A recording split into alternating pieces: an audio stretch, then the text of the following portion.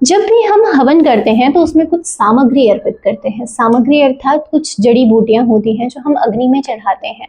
तो वो जड़ी बूटियां किस प्रकार की होनी चाहिए, कैसी चीजों से सामग्री बननी चाहिए जो कि हमारे लिए लाभदायक हो। तो 4 प्रकार के पदार्थ जो हैं वो सामग्री में पड़ते हैं। पहला है सुगंधित पदार्थ, यानी कि जैसे कि केसर, सफेद इलायची, जायफल, कपूर, कोकिला और बहुत अन्य जड़ी बूटियां आती हैं अगर तगर जैसे, तो वो सुगंधित पदार्थों में आती हैं जिससे कि वातावरण में सुगंध फैलती है। दूसरे पदार्थ जो हमें सामग्री में डालने चाहिए वो है पुष्टिकारक पदार्थ, अर्थात जैसे कि अन्न है, घी है, दूध है, ये सब चीजें भी हम हवन में डालें।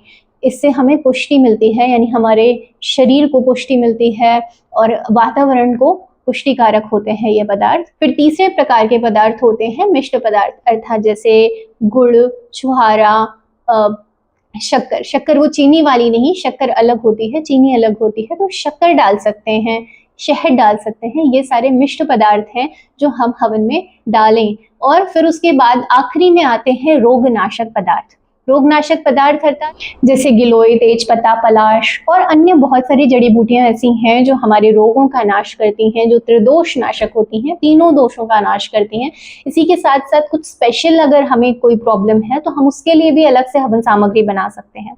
तो जैसे कि हम भी बनाते हैं, अलग अलग तरह की हवन सामग्रियां बनाते हैं। ये हमारी अति श्रेष्ठ हवन सामग्री है जिसमें कि हम बहुत सारी जड़ी बूटियां डालते हैं, गुग्गल, तेजपत्ता, पलाश और पता नहीं कितनी अलग अलग जड़ी बूटियां हैं जो हमें बहुत लाभदायक हैं। इसमें हम 2 प्रकार के पदार्थ डालते हैं।